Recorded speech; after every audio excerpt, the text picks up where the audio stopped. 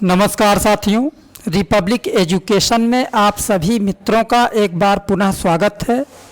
साथियों, आज हम प्रैक्टिस सेट नंबर 12 सॉल्व करने वाले हैं, जिसमें कुल महत्वपूर्ण 20 क्वेश्चन सॉल्व करेंगे, जो आपकी परीक्षा की दृष्टि से बेहद ही महत्वपूर्ण होगा।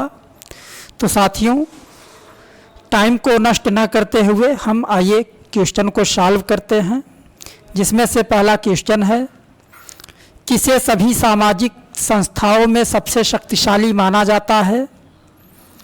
राज्य, राष्ट्र, समाज, न्यायतंत्र। तो साथियों, प्रश्न में दी गई राष्ट्र, समाज और न्यायतंत्र जैसी सामाजिक संस्थाओं में से राज्य को सबसे अधिक शक्तिशाली माना जाता है।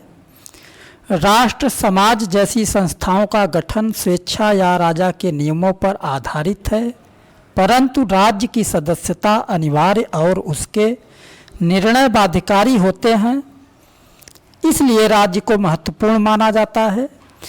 तो इसलिए साथियों, इसका करेक्ट आंसर ऑप्शन ए अर्थात राज्य हो जाएगा। नेक्स्ट, किस ग्रंथ को साम्यवाद की बाइबिल कहा जाता है? Option A Marxism after marks को, ग्रामर ऑफ पॉलिटिक्स को, कम्युनिस्ट मैनिफेस्टो को, दास कैपिटल को। तो साथियों, दास कैपिटल को साम्यवाद की बाइबिल कहा जाता है। कार्ल मार्क्स द्वारा रचित यह पुस्तक पूंजीपतियों द्वारा उनकी शोषणकारी नीतियों की आलोचना पर आधारित है, इसलिए मित्रों इसका करेक्ट आंसर ऑप्शन सी अर्थात कम्युनिस्ट मैनिफेस्टो हो जाएगा। नेक्स्ट, संसद के दोनों सदनों के संयुक्त सत्र की अध्यक्षता करता है भारत का उपराष्ट्रपति, लोकसभा का अध्यक्ष, राज्यसभा का सभापति, भारत का प्रधानमंत्री। साथियों, संसद के दोनों सदनों के संयुक्त सत्र की अध्यक्षता लोकसभा का अध्यक्ष करता है। धन विधेयकों से अलग किसी विधेयक के संदर्भ में संसद के दोनों सदनों में असहमति की स्थिति में राष्ट्रपति द्वारा संविधान के अनुच्छेद 108 के तहत दोनों सदनों की संयुक्त बैठक बुलाई जा सकती है, जिसकी अध्यक्षता अनुच्छेद 118(4) के तहत लोकसभा अध्यक्ष करता है। तो इसलिए साथियों, इसका correct answer option B Lok Sabha अध्यक्ष हो जाएगा। नेक्स्ट, राजनीति विज्ञान सामाजिक विज्ञान का वह अंग है जो राज्य के आधारभूत तत्वों तथा शासन के सिद्धांतों का विवेचन करता है। यह परिभाषा किसने दी? Garner, Laski, Gilchrist, Paul Janet. तो मित्रों, पॉल जेनेट के अनुसार राजनीति विज्ञान सामाजिक विज्ञान का वह अंग है जो राज्य के आधारभूत तत्वों तथा शासन के सिद्धांतों का विवेचन करता है। तो इसलिए साथियों, इसका correct answer option D Paul Janet हो जाएगा। द स्टेट एंड रिवॉल्यूशन नामक पुस्तक किसने लिखी है? स्टालिन, मार्क्स, लेनिन, माओ। साथियों, द स्टेट एंड रिवॉल्यूशन नामक पुस्तक की रचना लेनिन ने की थी, इसलिए इसका करेक्ट आंसर ऑप्शन सी हो जाएगा। Next, public opinion and propaganda नामक पुस्तक के लेखक हैं जॉर्ज वाई गैसेट, L.W. डूब, वाल्टर लिपमैन, A.L. लावेल। मित्रों, पब्लिक ओपिनियन एंड प्रोपेगेंडा नामक पुस्तक के लेखक L.W. डूब हैं, इसलिए इसका करेक्ट आंसर ऑप्शन बी हो जाएगा। नेक्स्ट, संविधानवाद होता है कठोर, गतिशील, अस्थायी, अपरिवर्तनशील। तो साथियों, संविधानवाद गतिशील होता है, अर्थात यह एक गत्यात्मक अवधारणा है। इसमें अस्थायित्व के साथ साथ गत्यात्मकता भी पाई जाती है, जिससे यह प्रगति में बाधक नहीं बल्कि प्रगति का साधक बना रहता है। चूँकि विकास के लिए अस्थायित्व भी अति आवश्यक है, अन्यथा विकास दिशाहीन हो जाएगा। इसलिए संविधान की धारणा स्थिरता युक्त गत्यात्मकता की सूचक है। तो इसलिए साथियों इसका करेक्ट आंसर ऑप्शन बी अर्थात गतिशील हो जाएगा। किसी राज्य में राष्ट्रपति शासन किस प्रावधान के अनुसार लगाया जा सकता है? अनुच्छेद 356, अनुच्छेद 360, अनुच्छेद 352, अनुच्छेद 365। ऑप्शन है केवल एक, ऑप्शन बी केवल 1 और 3, ऑप्शन सी 1 और 4, ऑप्शन डी 1 और 2। तो साथियों किसी राज्य में राष्ट्रपति शासन अनुच्छेद 356 व अनुच्छेद 365 के तहत लगाया जाता है, क्योंकि अनुच्छेद 356 के अनुसार यदि राष्ट्रपति को किसी राज्य के राज्यपाल से प्रतिवेदन मिलने पर या अन्यथा यह समाधान हो जाता है कि ऐसी स्थिति उत्पन्न हो गई है जिससे उस राज्य का शासन इस संविधान के उपबंधों के अनुसार नहीं चलाया जा सकता, तो राष्ट्रपति इस अनुच्छेद का प्रयोग कर उस राज्य में राष्ट्रपति शासन लगा सकता है। तो इस प्रकार से साथियों इसका करेक्ट आंसर ऑप्शन सी हो जाएगा 1 और 4, अर्थात अनुच्छेद 356 और अनुच्छेद 365। नेक्स्ट, भारत सरकार ने खाद्य मिलावट निवारण नियम किस वर्ष पारित किया? 1934, 1944, 1954, 1964।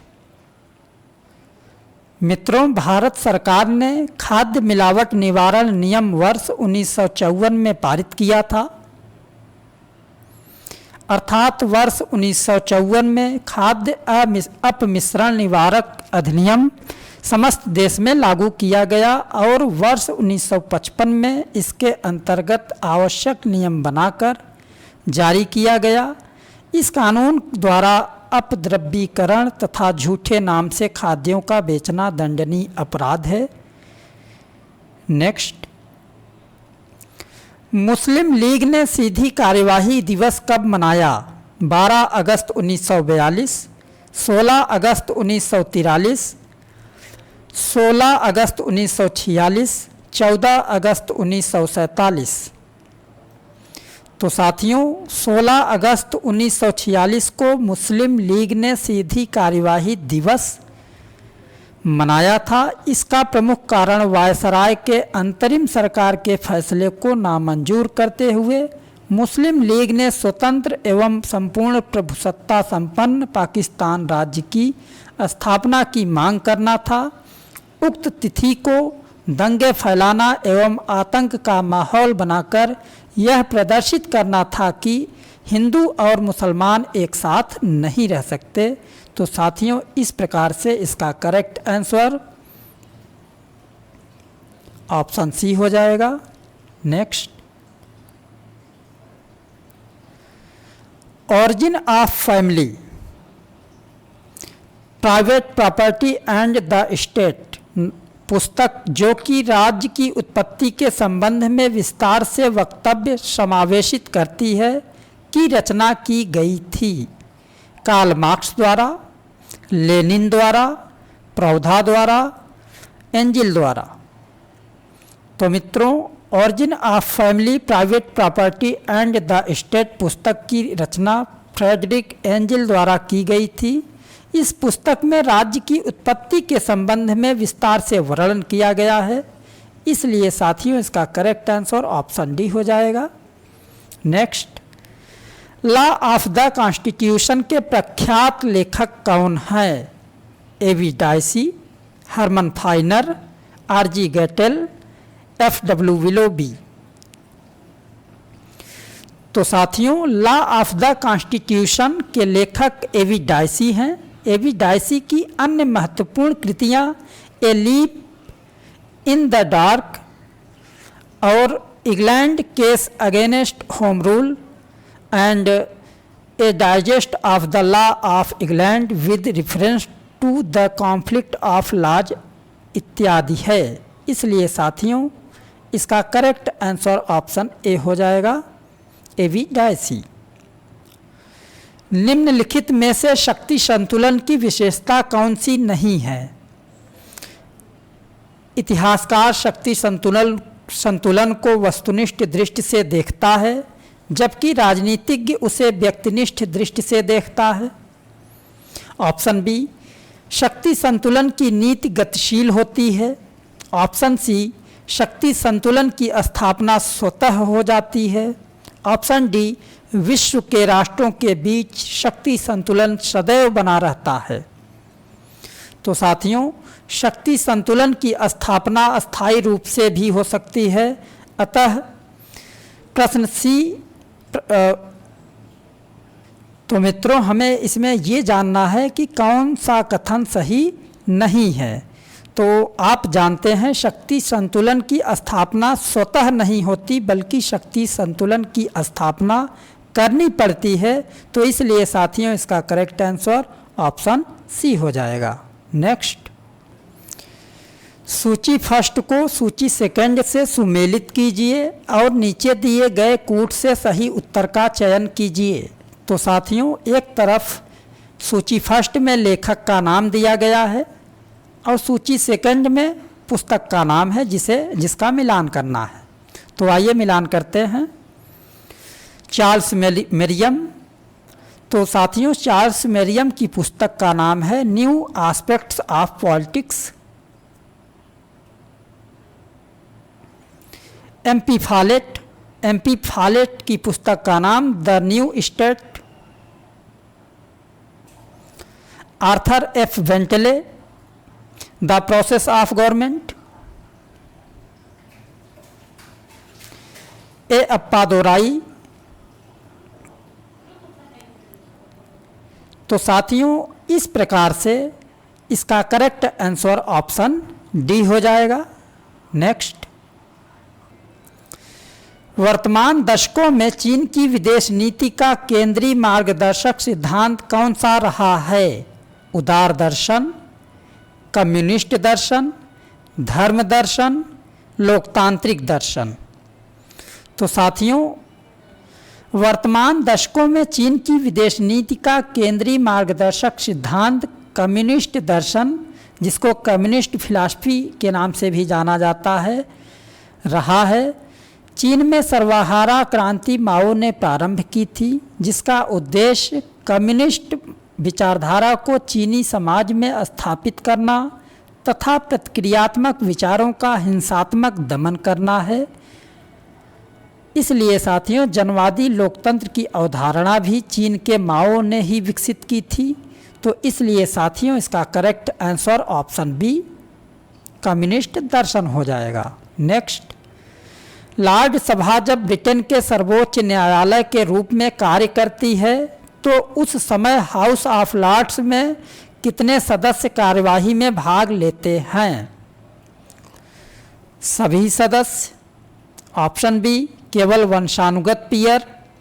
ऑप्शन सी, केवल कानूनी सदस्य। ऑप्शन डी, केवल आध्यात्मिक पीयर। तो साथियों, लॉर्ड सभा जब ब्रिटेन के सर्वोच्च न्यायालय के रूप में कार्य करती है, तो उस समय हाउस ऑफ लॉर्ड्स में केवल कानूनी सदस्य कार्यवाही में भाग ले सकते हैं। इन सदस्यों को न्यायिक क्षेत्र में उच्च स्थान या विशेषता प्राप्त होता है, या ऐसे किसी पद पर रहे हों, न्यायाधीश के रूप में बैठते हैं। इनके निर्णय अंतिम होते हैं। तो इसलिए साथियों, इसका करेक्ट आंसर ऑप्शन सी हो जाएगा, कानूनी सदस्य। नेक्स्ट, कौन सा सिद्धांत यह मानता है कि व्यक्तित्व का अधिकार व्यक्ति का सबसे महत्वपूर्ण अधिकार है? ऑप्शन ए, प्राकृतिक अधिकारों का सिद्धांत। ऑप्शन बी, अधिकारों का वैधानिक सिद्धांत। ऑप्शन सी, अधिकारों का ऐतिहासिक सिद्धांत। ऑप्शन डी, अधिकारों का प्रत्ययवादी सिद्धांत।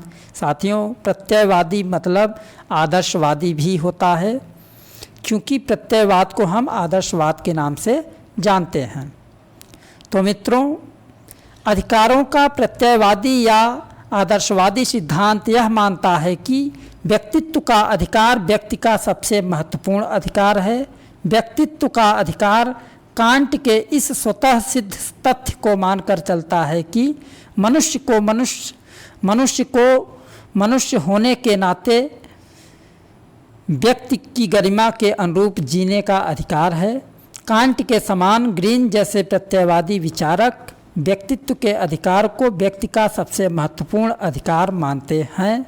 इसलिए साथियों, इसका करेक्ट आंसर ऑप्शन डी हो जाएगा।